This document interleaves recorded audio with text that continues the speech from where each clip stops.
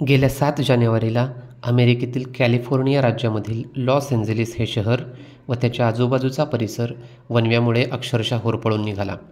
या आगीमध्ये प्रचंड मोठ्या प्रमाणात जीवित व वित्तहानी झाली. तर चला जाणून घेऊयात या आगीमागची नेमकी कोणती कारणे आहेत व त्याचे काय परिणाम झाले आहेत. नमस्कार, मी विपुल गायकवाड, द मराठी एज्युकेटर या चॅनेलवर आपले मनपूर्वक स्वागत. मित्रांनो, अमेरिकेच्या दक्षिण कॅलिफोर्निया या भागात सतत वणवा लागण्याच्या घटना घडतात. मात्र यावेळी लागलेल्या वणव्यात तिथे असलेली घरे, कार्यालये, रस्ते व इतर सर्व भाग आगीच्या ज्वालांनी ओढला गेला. लॉस एंजेलिस शहराच्या पश्चिमेला पॅलेसडेस नावाचा परिसर आहे. या भागातील जवळपास 3000 एकरचा जंगलाचा संपूर्ण परिसर आगीत भस्मसात झाला आहे. तसेच शहराच्या पूर्वेला इटन परिसरात 2000 एकरपेक्षा जास्त भागात आग लागली आहे व शहराच्या उत्तरेला हर्स्ट भागात ही आग लागली आहे. तसेच शहराच्या इतर भागातही म्हणजेच लिडिया, ओलिव्हास, वुडले तसेच बेव्हर्ली डोंगर रांगात म्हणजे जेथे हॉलिवूड आहे त्या भागातसुद्धा आग लागल्याच्या घटना मोठ्या प्रमाणात घडल्या आहेत. मुख्यतः हॉलिवूड या भागामध्ये मोठमोठ्या सेलिब्रिटींची, उद्योगपतींची घरे आहेत. ती सर्व आता आगीत बेचिराख झाली आहेत. आता आपण पाहूयात या आगीची नेमकी कारणे काय आहेत.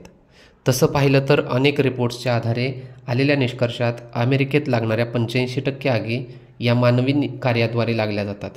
मी मघाशी उल्लेख केलेल्या 3 भागात लागलेला वणवा हा प्रामुख्याने 2 कारणांमुळे लागला होता. एक म्हणजे सॅन्टा आना वारे आणि दुसरा म्हणजे हवामान बदल. आता जाणून घेऊयात सॅन्टा आना वारे नेमके काय आहेत. सॅन्टा आना वारे हे कॅलिफोर्नियामध्ये वाहणारे उष्ण वारे आहेत. या वाऱ्यांची निर्मिती अमेरिकेतल्या ग्रेट बेसिन या भागात होते. हा भाग मुख्यतः उंचावर असल्यामुळे या भागामध्ये हवेचा जास्त दाब निर्माण होतो. हा भाग कॅलिफोर्नियापासून उंच आहे. हे वारे ग्रेट बेसिन या जास्त दाबाच्या भागाकडून कॅलिफोर्नियाच्या कमी भागाच्या दाबाकडे वाहत येतात. उंचीवरून येत असल्याने या वाऱ्यांमध्ये आर्द्रता अतिशय कमी म्हणजे ती 10% कमी होते.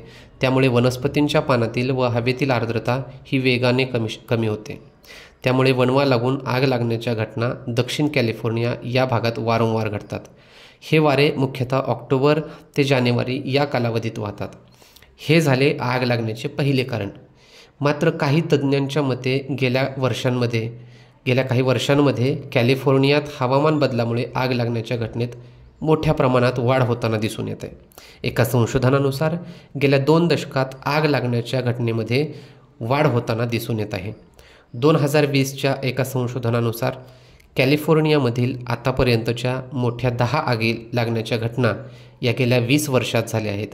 त्यातील 5 आगी या 2020 नंतरच्या आहेत आणि याचे मुख्य कारण हे हवामान बदल सांगितले जाते. कारण या भागात औद्योगिकरण आणि नागरिकीकरण हे प्रचंड वेगानं होत आहे. त्यामुळे कार्बन डायऑक्साईड व इतर हरितगृह वायूंच्या उत्सर्जनात वेगाने वाढ होऊन तापमानात वाढ झाल्याचे दिसून येते. यामुळे उन्हाळ्याच्या कालावधीत वाढ होऊन त्याचा परिणाम तेथील वनस्पतींवर होत आहे आणि वणवा लागण्याच्या घटनेत वाढ होताना दिसून येत आहे. तर ही होती या आगीमागची मुख्य कारणे. आशा करतो की तुम्हाला ही माहिती आवडली असेल. अशा अनेक महत्त्वपूर्ण माहितीसाठी आपल्या चॅनलला सबस्क्राईब करा, लाईक करा आणि शेअर करा. थँक्यू.